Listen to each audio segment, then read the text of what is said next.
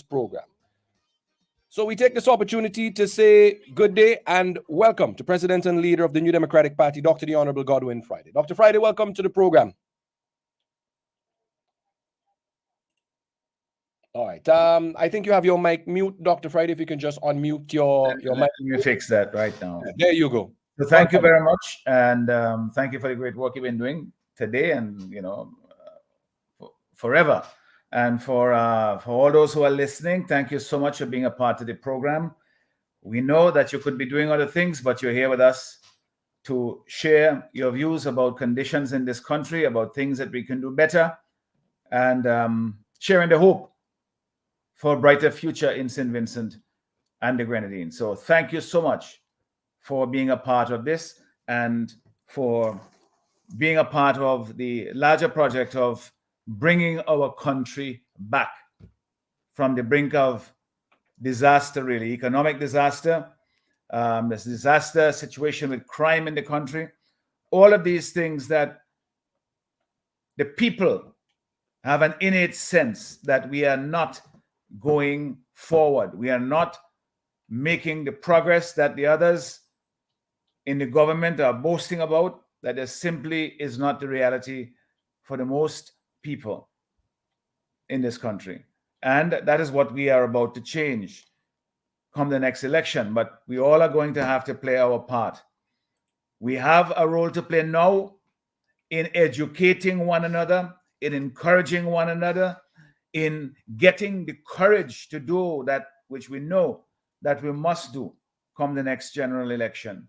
And that is to vote against the party that is in office because they're simply not delivering for the people.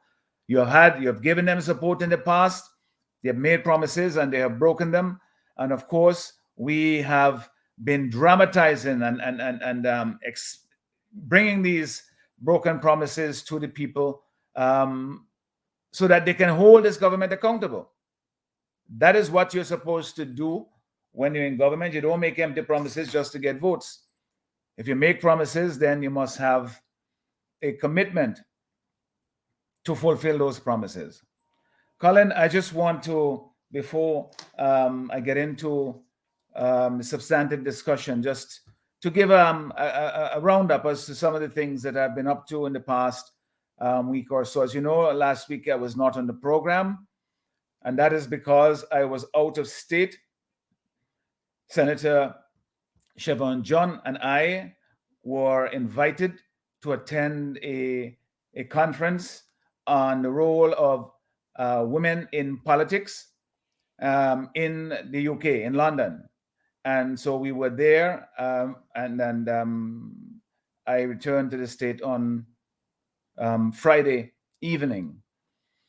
It was a conference that really we had to attend because it deals with a matter that is of critical importance to us. And we are grateful to the Westminster Foundation for Democracy and the CDU, the Caribbean Democrat Union, for inviting us and for making it possible for us to attend this very worthwhile conference. There were people from all over the world, and it involved also all of the parties. They would call it a cross-party or an all-party event or conference in the UK.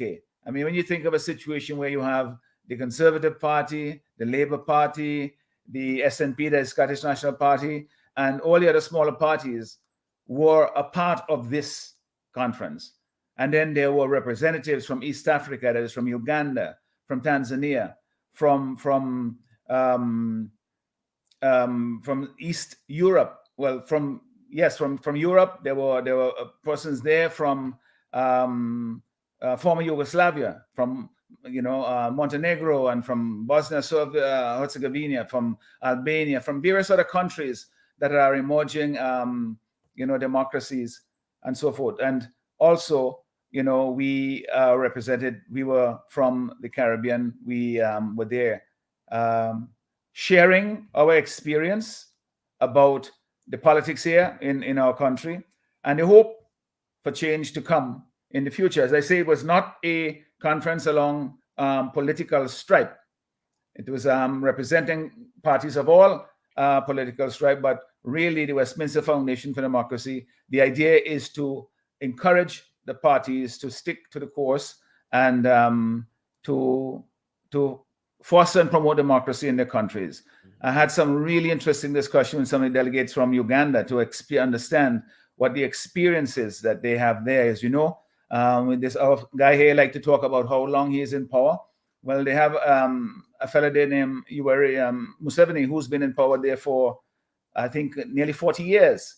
You know, and the last elections they had were condemned as being not free and fair, but he's still there. And so some of the delegates who were there, I was, really fascinated to hear of the challenges that they have. And sometimes you wonder, how they continue to do the work that they do, because it's quite literally their lives are at risk in what they do, but they persevere, because the flame of democracy is unquenchable, and we must all be working in that regard. So it was, for us, it was a kind of humbling experience to be there among those persons, and persons who had, were in their youth when former Yugoslavia disintegrated and new countries have been formed and finding their way in the world and so forth. And you have these younger parties, young people pushing for democracy and for inclusion of women, of persons of all ethnic stripes and so on, to build a more inclusive society.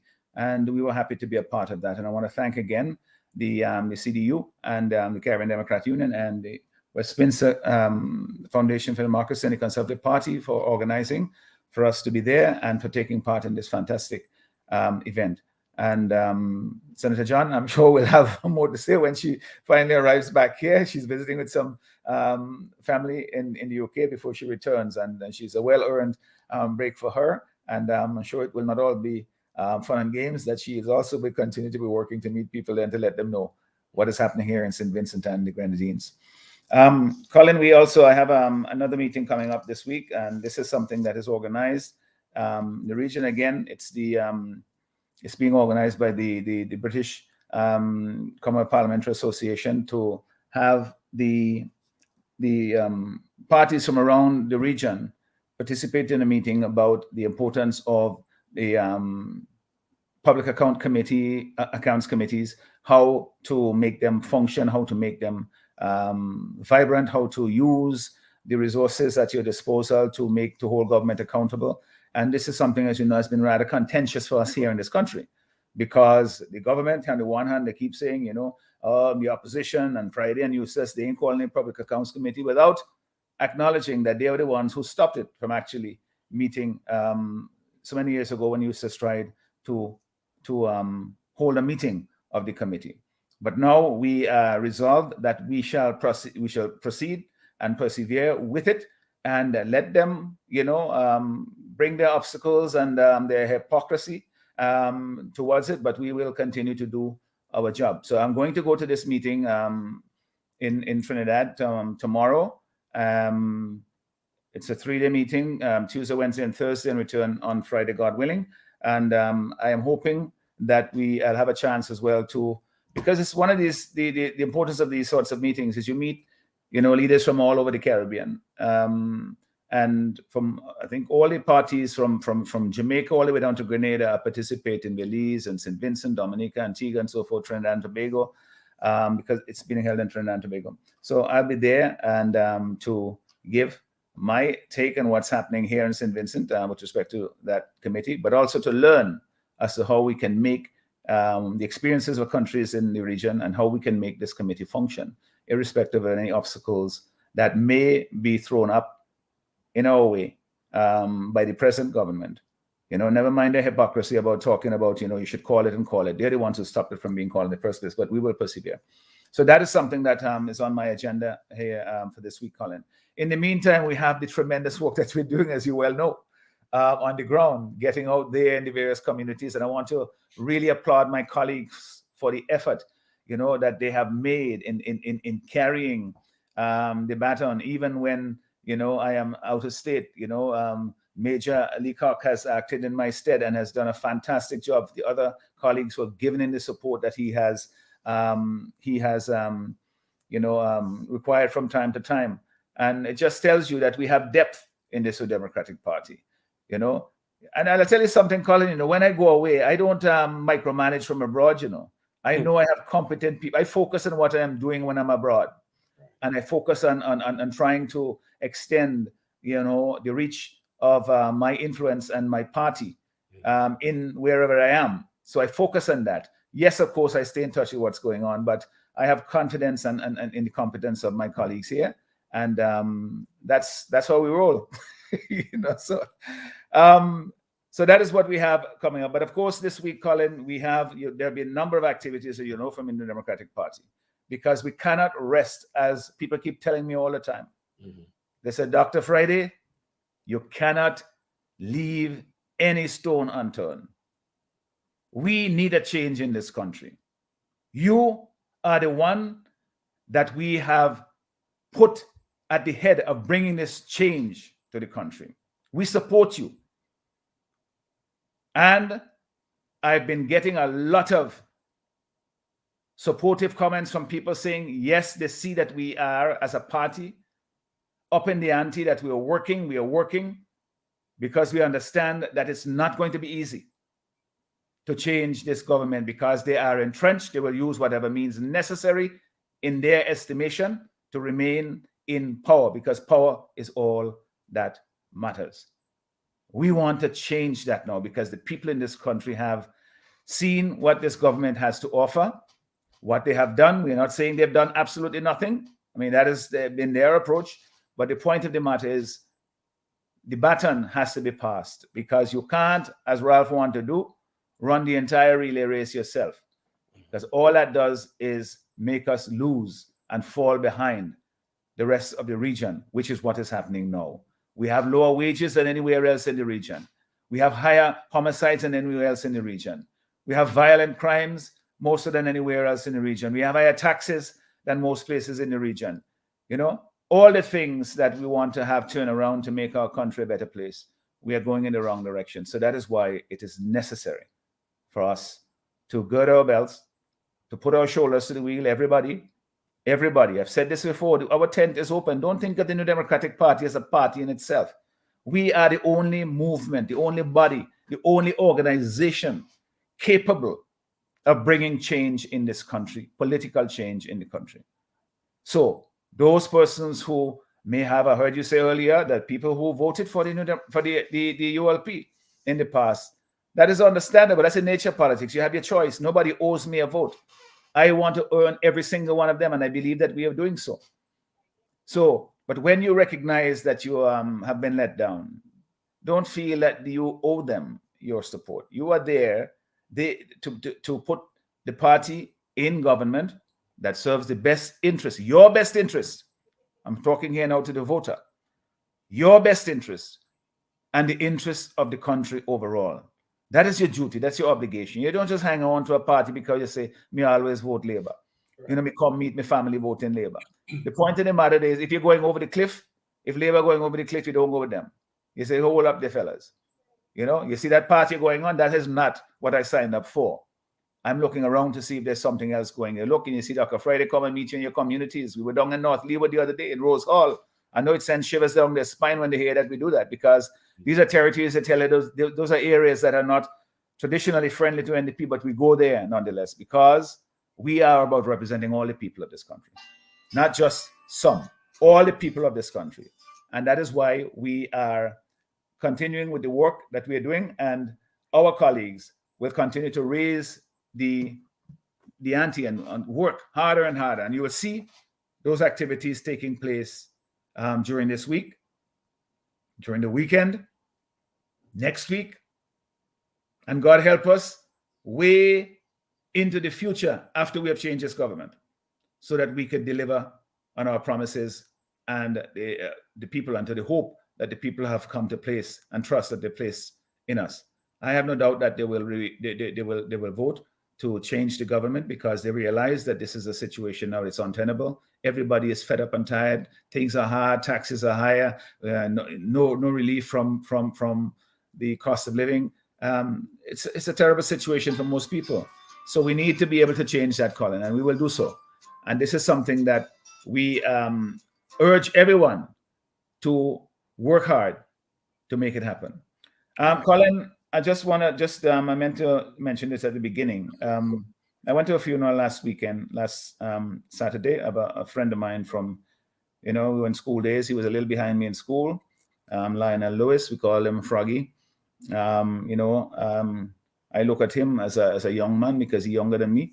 And, we went to school together. As I said, he was a little behind me. We played cricket at the Beckwith Cricket T20 tournament here. He was an avid cricketer. I found out at the funeral that one of his ambitions as a child, I suppose it's one of all of our ambitions, was to play for West Indies cricket, to pretend that you're Avi Richards or Ron Ghana, But this is something that really, was it was sad to see, because he's a wonderful fellow. He was a police officer. He was I think he retired as an inspector, and he fell ill, had a stroke, and succumbed eventually. And my condolences to his wife, to his family, to his sisters, and to his brother, and to his mother. It's a loss for us here in the community. So he had a wonderful send off though on Saturday at the Anglican Church, my old church, where he too was an altar boy at one time, and so was I in my straight and narrow days. So we will we will all miss him. Certainly whenever, I don't know if I'll ever play cricket again, but whenever we do, I remember him coming up and bowling, as he normally did. So that's where we are, Colin. But in terms of the seriousness of the malaise that's happening in the country, of course, I've heard you talking about the upcoming CELAC conference, which is all part and parcel of the process that is done when CELAC, as an organization, transfers the presidency to another country. This is automatic. Every year, a new country becomes the pro tempore presidency of CELAC. And I think before us, it was Argentina.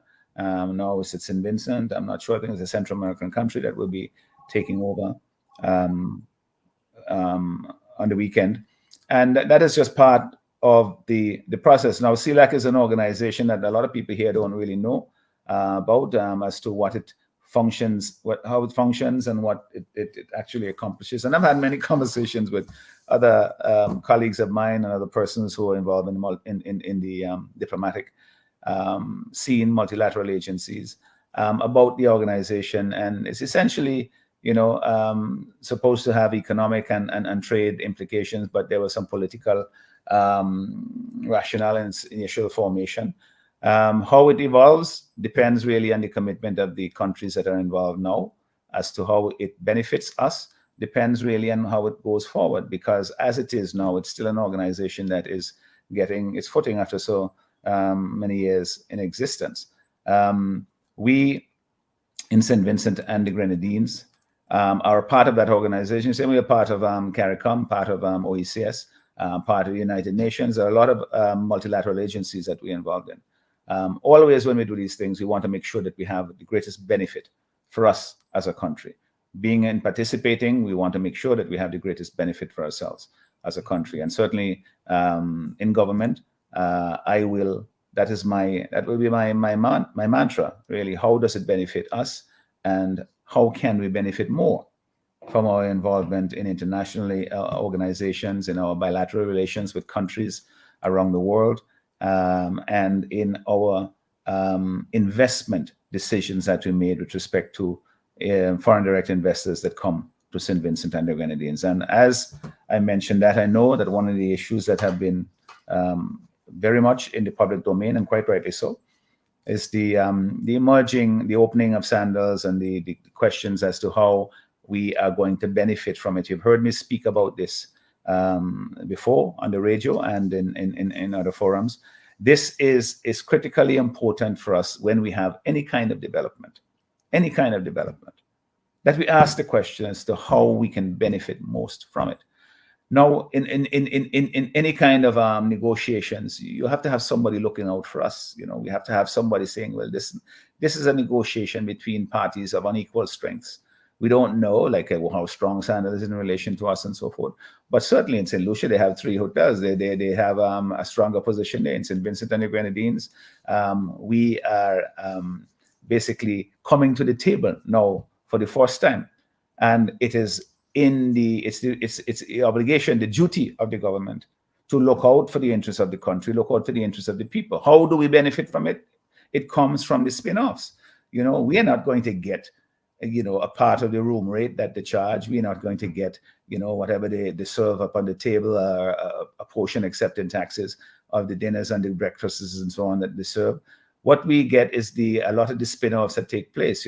What are the services that are provided to this major hotel? What are the goods that are provided to this business establishment, and how much of that trickles down?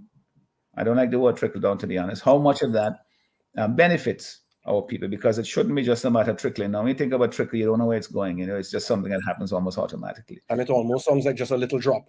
Yes, and you need to have a plan as to how you're going to integrate our farmers, our fisher folk, our local professionals and service providers in the taxi business and so on. All the tourist-related things. How are they going to be integrated into this development so that we can have the greatest spin-offs from it, so that there's a ripple effect throughout the economy? That is how these things function. And what we're hearing are very concerning things that we've heard about, the unreadiness of the government right now for essentially ensuring that our people will benefit from it. The notion that saying to fisher folk and to farmers that, this is what Sanders said they want and so forth, and it's up to you now to come to the table. Well, where has the government been in saying in the first place, you're the ones who have access to whatever agreement you have with Sanders? We don't have it. The fisher folk, the farmers don't have it. You come all of a sudden spring this, and then when they tell them in the parliament the other day, there's $700,000 pounds or millions of dollars worth of goods and services that will be provided, and people will benefit from this. And what happens is that they turn around now and say that, it's for you to make yourself ready. Ready in what way? How do we know what we need to do? You haven't told us. And Sanders now has said that we want to deal with one supplier or 2 suppliers or whatever, major suppliers. Who are these going to be? Is it going to be simply Rainforest, which I'm told is related to their operation in terms of family relations? Where is the government in readying our people to take advantage of the opportunities that come there? That cannot be the way that you do development, which is why I said I don't like the notion of trickle down. That is something that you have to plan in advance. You have to know that this is coming because you have access to the agreement. Whatever agreement they make with Sanders, we don't have it. It's not part of public domain. And so they have a responsibility then to tell us what they agreed to, and then to ready the country for participation in this major economic enterprise. And it's very clear that that is not the case. It was not the case during the stage of the construction. As you will remember, that they had to bring in, or they say they had to bring in, but they brought in a lot of workers. The government allowed them to do so because they want to accelerate the construction. It's always a matter of convenience and expediency. We have to do this because, whereas at the same time, the rest of our people are just being left aside because they're too slow, they want too much money, they're not skilled enough, and all this kind of bullshit that they're talking about, and talking about people as if they're not part of the development process. We can't be spectators of development in our own country. So if you think that there are shortcomings, there are bottlenecks, then solve them. Don't just treat them as though that they're fatal, that you can't improve them, you can't change them so that our people can really benefit and take part in these developments. That is the only way we're going to develop. That is the difference between our approach and what they're doing in government now. Everything is about show, get it done a certain time because we want to have this big conference going here. And if the people can't participate, well, too bad. I mean, in the budget address the other day, the Minister of Finance, when he presented, he was talking about business opportunities for the private sector and telling them, we're investing in this and we have so much we're investing and government is leading the way. And if you're not ready and so forth, then others will come and take it. Who the hell is he talking to? Really, this kind of condescension. Who are they working for? For themselves? If the people are not in a position to take advantage of opportunities you can see coming from your vantage point, you can see it from your vantage point. So what you're going to do is just going to leave them to fail, and then you expediently say, okay, let's bring people in from outside because the local people here, they can't make it. That is not the way development takes place. And it doesn't deal with our people first, which is what I always say, development is about people. We have to deal with our people first, make sure that they benefit from it. Your response, Dr. Friday, to those who want to criticize and say that the NDP is against, foreign investment, because they were quick to say that the NDP was against national development, against the Argyle International Airport. Now we're want to hearing that they want to tie that again with the development here at Sanders. How do you respond to that? Well, they can't have it both ways. They say that we are interested in CBI, citizenship by investment. That is private sector investment. That is something that they are opposed to. So they can't have it both ways. We are not opposed to foreign direct investment. We know that to bring the capital to do the scale of development that you have at Sandals or some of the other bigger projects that we have in this country, as was done in Canawan, for example, or the development in Mustique, it requires bringing in foreign direct investment. That is to say, investors from abroad. But every country does that. Every city that you go to, whether it's in the United States, in Canada, and so forth, they have plans there to attract investors from outside of their region, inside of the country, outside of the city, because capital is mobile. It goes all over. And so it has opportunities. The people who have it in access, they have opportunities in many different places that they can go. So how do we get them to come here in order to help us to jumpstart our economy and so forth? Because we don't have that level of capital, private capital, in order to do it ourselves, by ourselves only. That is not to say that we don't have an important role to play. And that is where the difference comes. The government, they seem to have gone completely, swing the pendulum on one side and just relying on these big investors from abroad and bringing whatever conditions that they wish and giving them whatever they want and so forth.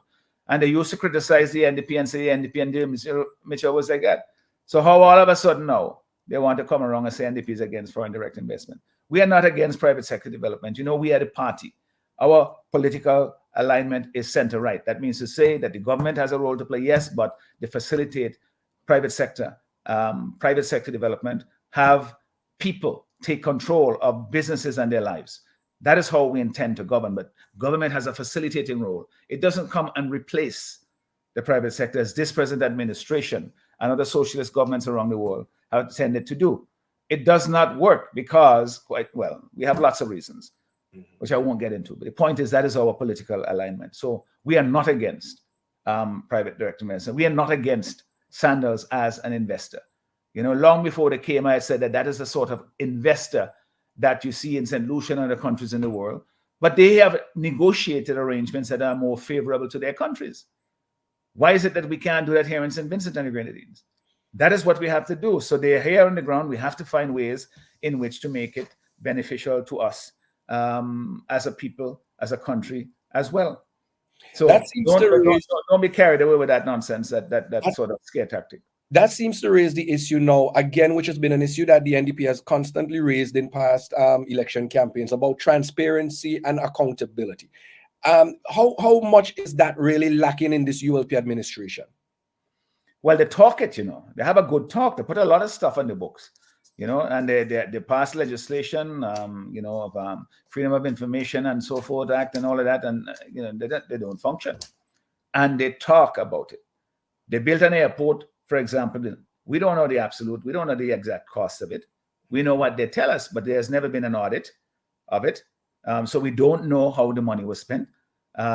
So they're always saying is just trust us, trust me. These are good people, Well, the point of the matter is we trust, but we must verify, and we have systems in place to verify that. And if you want to say that you're accountable and you're transparent, then subject yourself to those mechanisms. And they have not done so. So when they tell you that they're lying. They're just basically they're bluffing and trying to tell people that, that they are so open and so forth. So open, and you still don't know what exactly is they agreed to with Sanders. Renault, we had to go and search in the registry to find out what were the concessions that were being given. Similarly with Rainforest Food. Why not brag about them? Come and have a press conference and say, this is how we were able to attract this investor. These are the things that we are giving. This is why we're giving it. This is what we expect to get in return. And it is a good deal. Instead, they're hiding it on the cloak and dagger. They're hiding it on the cover. and you have to go like Sherlock Holmes to try and figure out what's going on. I mean, that is not transparency, and so it's all smoke and mirrors. And they But are very good at doing it. And but the people in this country have realized that it doesn't come without a cost. That there are consequences, there are costs to be paid for that kind of conduct. And when Arnhem Eustace tried to warn about it earlier on in this administration, nobody was listening, because you had all the sweet talk and mama guy that was going there, being laid on very thick on people, you know. And so, but now you realize that it is true that if you don't follow these governance procedures that have been put in place for a long time, I call them economic guardrails that has been set up there since the time we became independent, and we have tried to perfect them as we go along. But they have simply ignored them, you know. And I've talked about a lot of them here. I'm not going to go into them here today, but I've talked about them in budget presentations. All of these things have costs, and they are coming home to roost now. It has taken a long time for us to get to this point, not to the point of knowing that these things cost and in experiencing the cost, but in pointing to where the blame lies. And that is with the government and the manner in which they have run this country. People are holding them accountable for it now. Many persons would have asked, having here and branded as the sweet deals that were offered to Reno and Rainforest, why haven't we seen the same being offered to local businesses here in this country? Well, I talked to I talked yesterday to a local taxi driver. I've been in taxi business for God knows how long, you know, a long time. And his complaint was, you know, he wants to be able to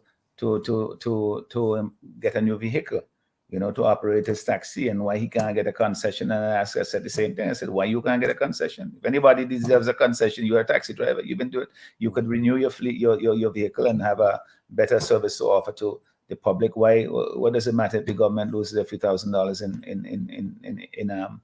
in duty revenue? This helps to put a better face to our tourism and encourage also someone who's been in this industry for a very, very long time. So you are quite right, you know, and we have to do it on a get down to a granular level. Don't just say, oh, we have a general program to do this and do that. Look at the examples of the persons who are being affected and see if the programs that they say that they have in place are really bringing the benefit that they want to claim for it, you know. That's where accountability comes as well. Don't just assume that these things have had a beneficial impact, because the way in which they're implemented is too often partisan and too often, you know, one step forward and two step backwards. And all I want to do is to record this step forward, you know, but we are here to point out the steps when they go backward as well, because those are the things that cost our people dearly. It is not about question, you know, saying, oh, we catch you out and so forth. I don't play them kind of game. That is nonsense. That is childish things. I give them up since I was in ABC. You know, what I'm more interested in is how it affects people. So when you make a step backward, it affects people. It increases costs for them, and it diminishes services to them, and it limits opportunities for them going forward. And that's why we do it. All right. Had an interesting caller this morning in my interaction. Called and said that he's a regular listener of the New Times program. He's has been for many years a diehard supporter of the Unity Labour Party, but he has now come to the point where he has seen enough and he would like to see the change. And obviously that change would be voting in a new Democratic Party into office. He said, but he's tired of the constant bickering back and forth. And as Vincentians, we need to learn to come together to move this country forward. He said one of the complaints that he has is that the NDPs keep saying that there is no money in the country, there is no money in the country. So then how does the NDP plan when it takes over the reins of government in this country without money in the economy to make money and to turn the economy around in this country? The point that you're making, we're not saying that there's the money. Government is borrowing a hell of a lot of money. Mm-hmm. They're getting a lot of money from, they have donors, grants, and so forth. We got money from the British government and being used in the port. The point that we are making, and that I am making, is that the money is not in the pocket of the ordinary man. That is where the wealth of the country resides, is in the ordinary people uplifting themselves. So when we say there's no money, that is the challenge that we are speaking about primarily. The government, from their standpoint, they will go and borrow and borrow and borrow forever. and the debt will continue to mount, and the debt service will continue to mount, and then they'll have less money to pay on social services, and then the ordinary people continue to feel the squeeze more because they have to take it out of their pocket. They ain't fixing the road, so you got to fix your car. You know, they don't have bandages in the hospital, so you got to go to the pharmacy and get it. And so it leaves you with less and less in your pocket. That is where the money crunch comes in. And there's nothing in this government that they're saying now that changes that perspective. If you read the Minister of Finance's budget address or listen to his highfalutin language and so forth during the last budget address, you will see, one, by the way, that nobody in the government except for Saboto and Gomri got up to speak in support of. Not even the Prime Minister, being present in Parliament, got up and defended the budget. So you have to ask yourself, what is in it that these guys were so afraid to get up to talk about?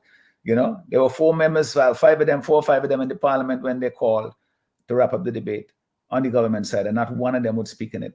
What are they afraid of in this present budget? Well, I'll tell you. Part of it is that, you know, the minister, he talks about, give a picture of a country that doesn't exist in St. Vincent and Grenadines. You know, what the songwriter said, that St. Vincent not a real place. Well, his description, they prove that, because it was not St. Vincent and Grenadines that he was describing.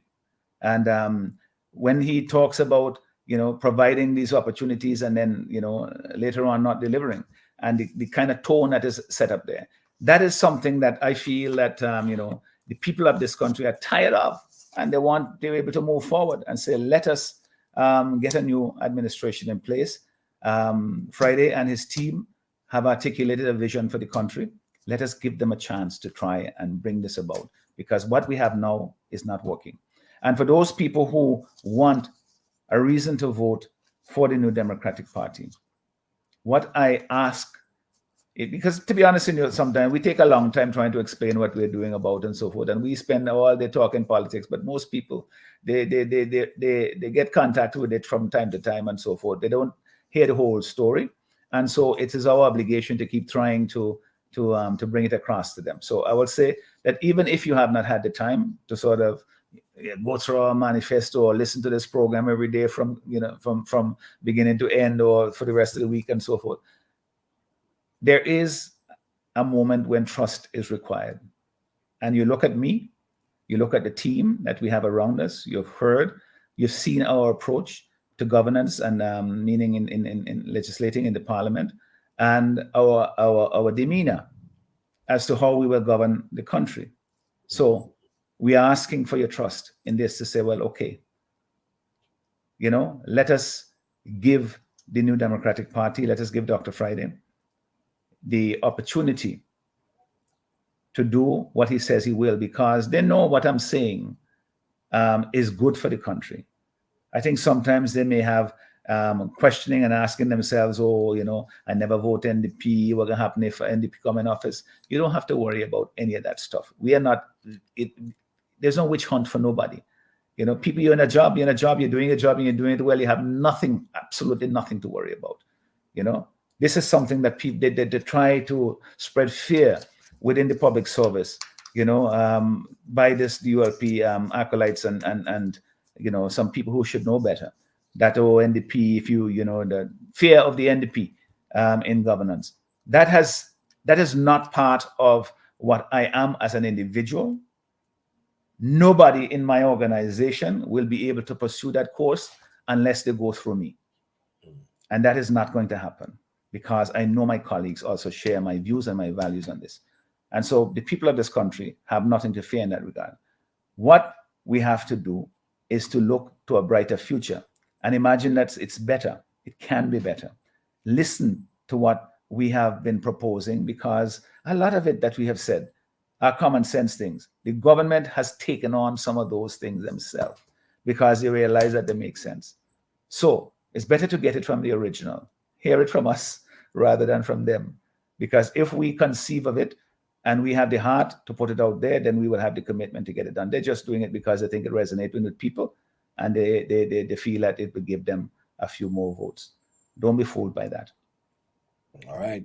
We are now at 6 minutes after the 1 o'clock hour. We are in the final segment of the New Times program. Remember, it's an interactive program, so feel free to call and to engage and to interact with us. The number, you can call us locally, 456-5967. That's 456-5967. If you have a magic jack, you can reach out to us 718-734-5615. That's 718-734-5615.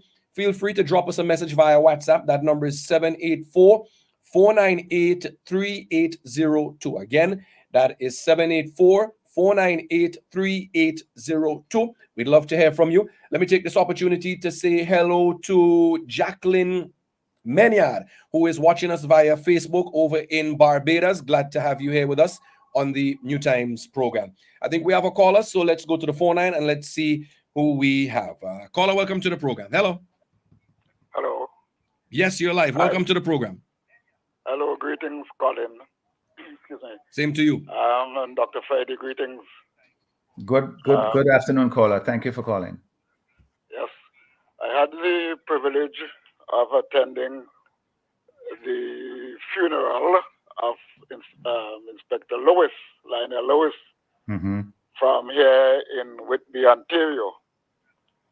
And I was very impressed with that funeral service. Of course, I saw Dr. Friday taking his communion.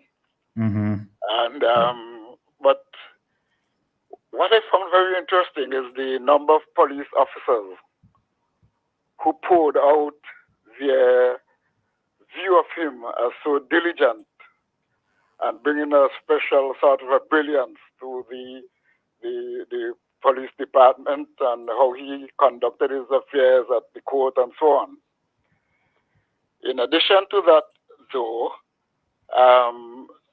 the complaint lodged, people were moved, at least one officer was moved to talk about the lack of thankfulness for a hard job. And that touched me significantly, in a significant way, especially because of the crime situation in the country now.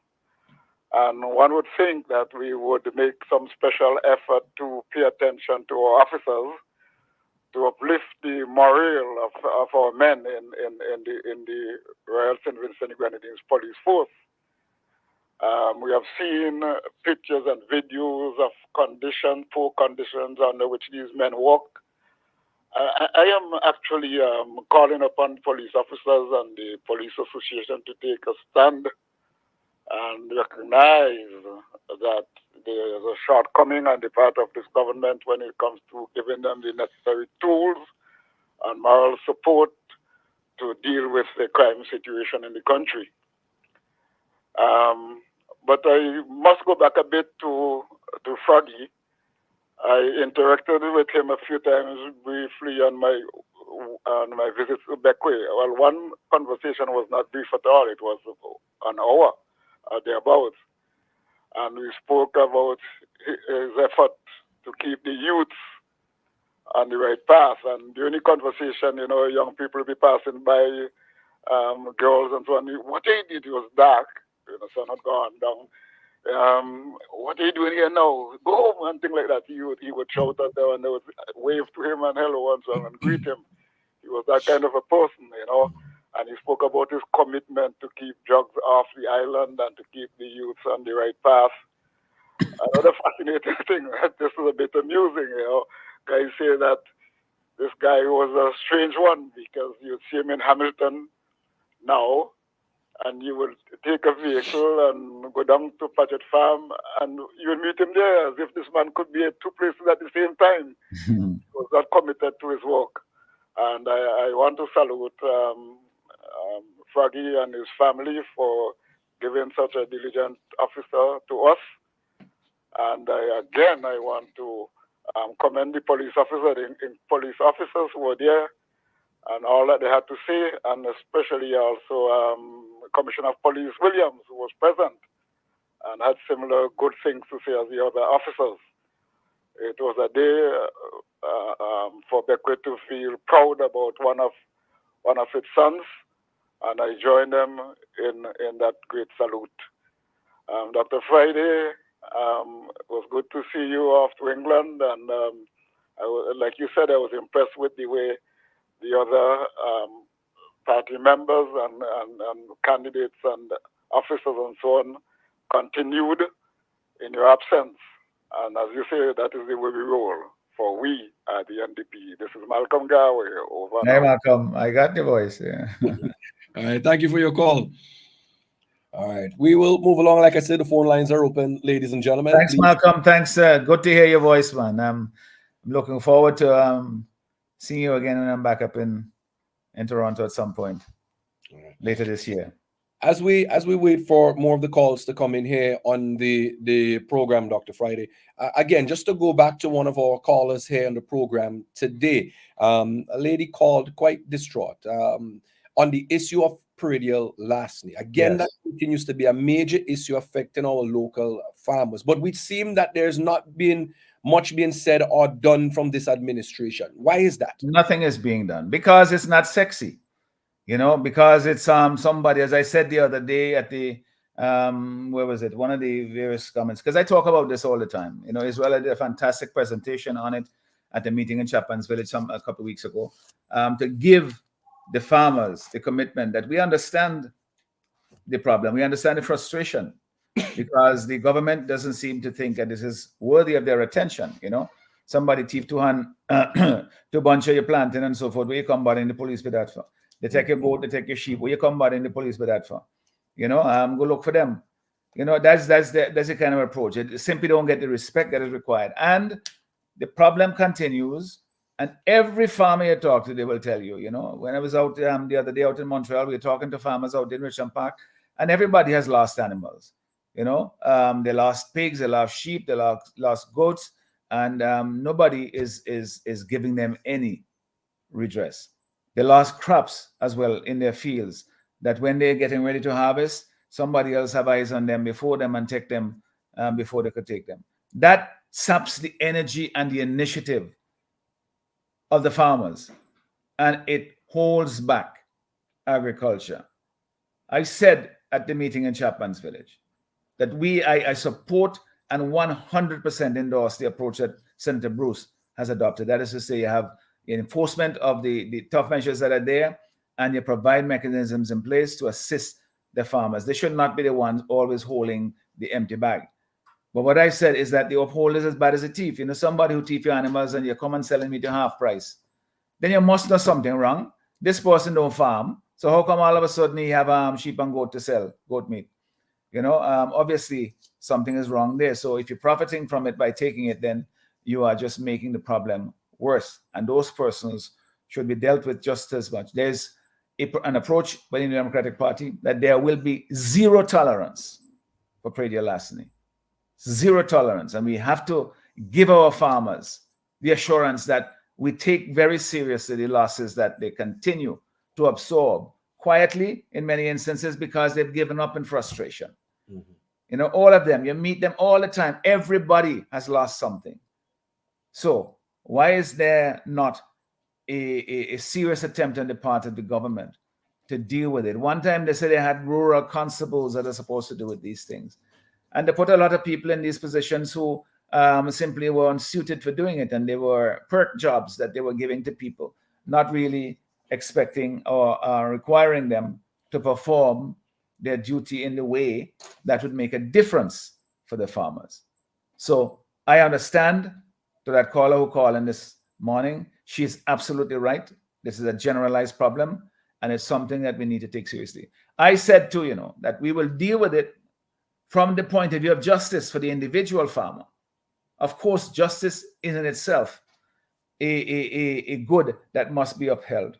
But we also must deal with it from the point of view of, we've said that agriculture is a pillar of our economy. We have outlined, as you know, the economic structure, where we have outlined the four pillars of our economy. These are the principal economic sectors that will build an economy of St. Vincent and the Grenadines. We focus on them because they're the productive sectors: agriculture, tourism, the blue economy, that is fishing and yachting, and the Otley Hall Marina, which is shipbuilding, boat repair, and so forth. That is something that we will revitalize. And then also the new economy, dealing with a lot of other things to do with, sports, tourism, entertainment, the handicraft industry, information technology, all these things that many of them we didn't consider as part of the economy. We think of them as culture and as just, things that you do for recreation and fun. but we want to, as much as possible, bring them into the formal economic sphere and to provide the support necessary for them to succeed. All right. That is what we will do. All right. I think we have a caller. Caller, welcome to the program. Hello. Yes, thank you. Good afternoon, Doc. Hi, good afternoon, Dave. I haven't heard you in a while. Voice here, because as far as I'm concerned, the grenadines, it has been overcome, or it seems to have been overtaken by the ULP administration. When they present whatever they present, they don't make it sound like a democracy. They make it sound like a ULP government, a ULP nation. Yes, I know it's a ULP. No respect. I mean, these are things I complain about for a long time. No respect. And the Prime Minister, well, I guess he has had enough time over 20, 23 years, or what, into 25 years. And he just feels that he has the all clear to do what he wants to do, the power and everything. I mean, look at how he has. Anyhow, before I forget, I would like one of those news people, news agency, all those people we have here.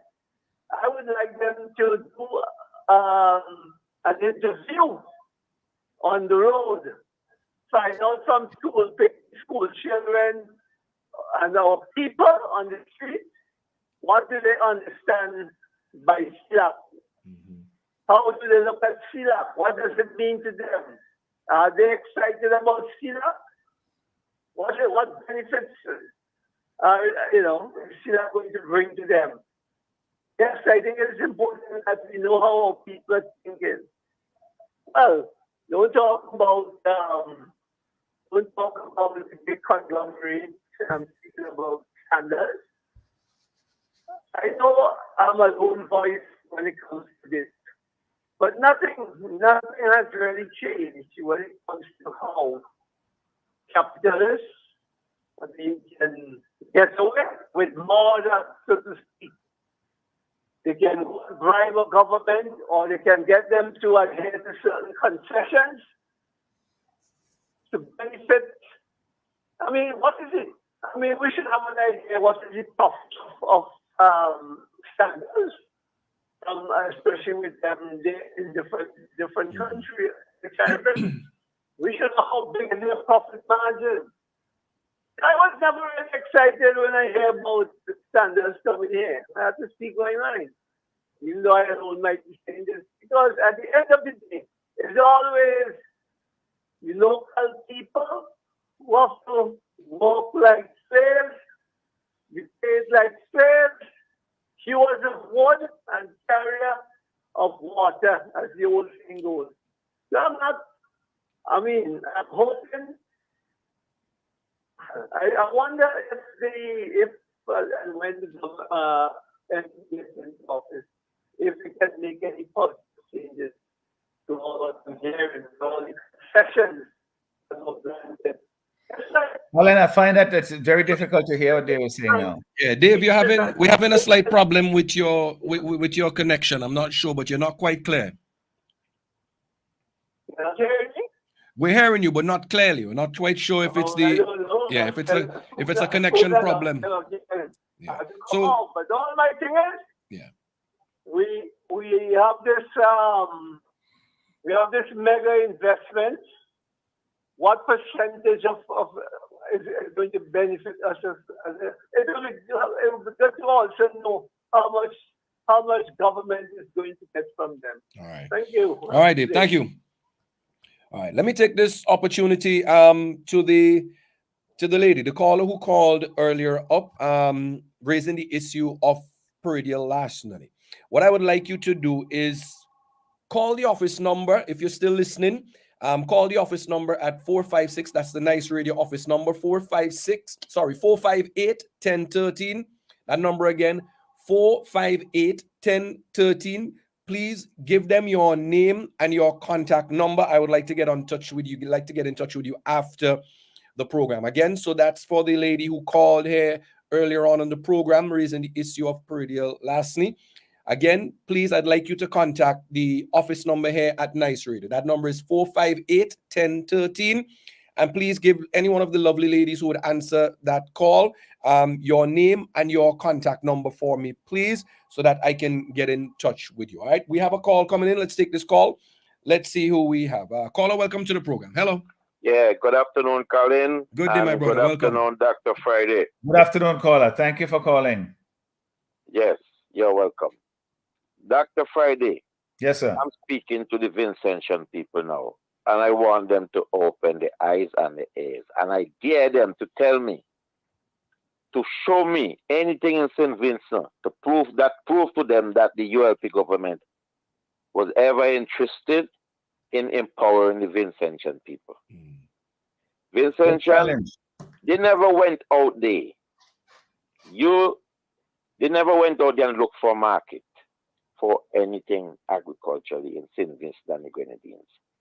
Year come, the cry was in the air of the Vincentian animal farmers been getting the animals stolen. It ain't to the story that, but yet you ain't seeing anything. I dare you, Vincentian, to tell me, the Vincentian people, where you ever see this government made a genuine investment in our people. Yes, if they were cared about you, Vincentian, to empower you, they would have go out there and look for markets for agriculture produce. You have an international airport. What happened to the cargo section?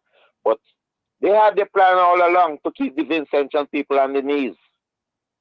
You see, you take away the farmers' land in Chateaubelair, but you could find Reno. And you could find market for Reno. For say Reno go be selling to Sandals. How come you never interested in investing our people to tell them to form cooperatives? Good point. That they could set up places in St. Vincent and the Grenadines so that they could sell Good the point. produce not only to Sandals, to get them to ship to we in the diaspora here, who like bananas, who like pet food, who like everything from the land and from the sea. But you ain't seeing that, Vincentian. What this government love about the Vincentian people is to keep you on your knees, so that when an election come, you will come begging. They got this notion that Vincentian are so stupid and lazy that they could, that as long as a piece of food tastes in your mouth, that you would vote to the ULP because you would remember he come to the village the night before election and he gave you a plate of food, which is equivalent to $10. In my mind, Vincentian, you got to wake up. You want to be empowered. And the resources of St. Vincent and the Grenadines, first and foremost, should be used to empower the Vincentian people. Not to create oligarchs in St. Vincent and the Grenadines, like what you see at Rainforest, like what you see with Reno, but to empower you. But I empowered people is a people who cannot be bribed. I empower people who be standing up instead of watching people putting saddle on your back. Vincentian, you need a new government. And if you want to stay on your knees while all your CARICOM neighbor move on. Yes, I'm not saying you ain't seeing pretty building, but nobody eat concrete. And if you got money, you could buy anything you want. And the only way you could hold money, Vincentian, is to have a government that empower you. Have a good day. Thank you very much, caller. All right, Well thank spoken. you. Colin, you know, the caller raised the point about why did the government not say, okay, to farmers, this is what's coming, this is how we need to organize yourself. If you think that this is what is necessary to be able to benefit from development, instead of just leaving them to fend for themselves, no. And then, of course, there are alternatives that the developer is going to use and say, well, what you were asking for wasn't there in the first place, so therefore I have to go elsewhere. The other day I was up at the Montreal greenhouse, a project that they have up there. They call it a greenhouse, whatever, complex. But the point is, it is not functioning. There's not a soul. There's nobody walking there. The fence, the gates are padlocked. The grass was just freshly cut because Bernard went and talked about it to say, well, how come they have so much grass growing in the yard? Nobody live there. The facility itself looks like it's abandoned. The covering is ripped up. You saw that, we showed that in one of our videos. This is supposed to be the cutting edge of our agriculture, you know. This is supposed to be a demonstration as to how agriculture can be more productive, meaning that you produce more and better, so more cost effective, so you make more money out of it. This is what it's supposed to do, and it has failed. The so-called Montreal Greenhouse Park is a failed ULP project. There's no other way to put it. So I asked the question in the parliament when it was asked for me, I was away, whether the government, what is being done there, what is the government intends to have to expand to build more greenhouses. And the minister had the nerve to say they're getting money from the World Bank and they're going to build 35 other greenhouses or something like that, different parts of the country. Who would have confidence in the minister and in this government to say that if they get 35, money from the World Bank, I don't know how much, to do greenhouse, that they will do it better than they did at Montreal? It's $37 million they got from the European Union under the Banana Accompanying Measures program, you know, to build greenhouses. One time there's a plan to build an abattoir that is to slaughter animals and so forth, so you can have meat on the market here. To put in feeder roads, to have some credit support for farmers, to build a food science lab, which they say is done at the community college now. The building looks like it's completed after so many years of lingering there.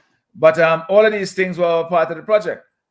$37 million. And you go to Montreal, which is supposed to be the leading edge, the demonstration effect, as this is how we could do farming in the future.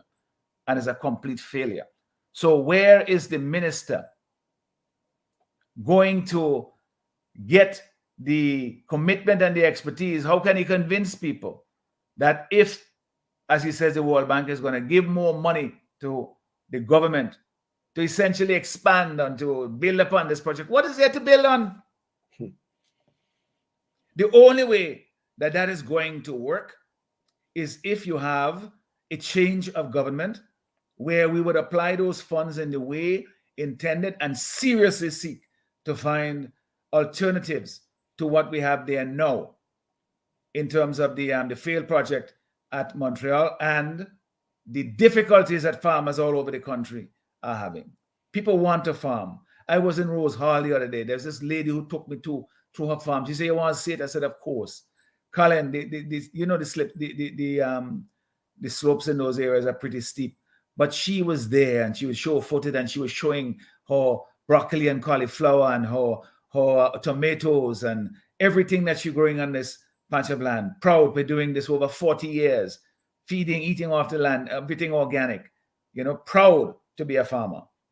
But of course, she's doing it on her own. She has to find market for herself. She has to get a middleman or woman to sell this stuff for her in Kingston or to one of the supermarkets or hotel chains or whatever. But there's no system in place to really support her. But she's doing it despite what is really a case of neglect by this present government of agriculture. And that needs to change because agriculture is a pillar of our economy. It will be under a New Democratic Party government, and you will see a change under an NDP government. Put us in office so that money the World Bank is going to give to St. Vincent, they ain't giving it to Ralph Gonsalves and the ULP. It's giving it to the people of St. Vincent and the Grenadines. Put the NDP government in place and let us use that money effectively and not just basically you have to ask the question, what happened to the $37 million that was given by the European Union under the Banana Accompanying Measures? They call it the BAM program. Ask questions. Call anybody in the Ministry of Agriculture and ask them, what became of BAM, the BAM program, and what do we have to show for it? Ask them. Better still, when you see the Minister of Agriculture, ask him, where the $37 million was spent and what does the farmer have to show for it? How has it helped to transform the farming sector? Where has it led to diversification in farming, which is what it was supposed to do? Where is the benefit to the ordinary folks? That is something that is completely lacking, and taking people for granted, really, it has to change. All right. Dr. Friday, your final comments on the program here would take us up to the end of it. How Well, Colin, I'm grateful for the opportunity to serve the people of this country, but we are at an urgent stage now where we have to make a decision to bring about a change so that we can do things better and differently. We cannot simply continue in the way that we're going. The agricultural sector is dying under the ULP. You have programs that were put in place, monies that were spent to try to put the farmers in a better position, that was spent, and the farmers are no better off. So where did that money go? You know, they say there's more money coming to be spent, but where's the trust? Where is the confidence you can have that this government will put it to good use and make the situations better for farmers? I don't have any confidence in them, having seen the terrible wastage and the failure that is demonstrated by the Montreal Greenhouse Park and the overall banana accompanying measures program that the European Union has put $37 million in between the period of 2014 thereabouts and 2018, 2019. This is something that is a shame, and no, because you see people are not looking with prying eyes, and the farmers just say, well, if they give me and they help me, then of course I will take the assistance, but they don't go prying and say, well, you had so much money and so forth, show me how you spend it and how come my life is still so hard. You know, they don't do that, so they feel that they can get away with not being held accountable. Well, we are doing that on behalf of the farmers, and I'm glad that we were able to show those pictures so that people can see for themselves. It's not me making this up. This is real. This is what has happened. And the government has failed. And the promise that they will do better is just simply that, another empty promise. We have now launched a broken promises tracker for this ULP government to keep them accountable. Follow it, and you will see that this government continues to fail the people of this country. All is talk, all empty talk, and nothing to show for it. The man Sick had it right in his calypso when he said, after 5 in a row, nothing to show. Well, the people of this country must do better. All right. Thank you, Colin, and thank you to everyone for listening. And I will continue to bring the message to the people of this country. My colleagues will continue to do so. We'll come and meet you. We'll come and shake hands. We're going to find out what's happening on your farm, in your backyard, in your communities, because that is how good representation starts. Thank you. All right. Thank you very much. And there you have it, ladies and gentlemen. You just heard from the president and leader of the New Democratic Party, Dr. the Honorable Godwin Friday, right here on the New Times program. This is where we're going to wrap it up, ladies and gentlemen. We thank you so very much for those of you who are listening and viewing on the New Times program, NDP's Facebook page. We thank you so very much for tuning in and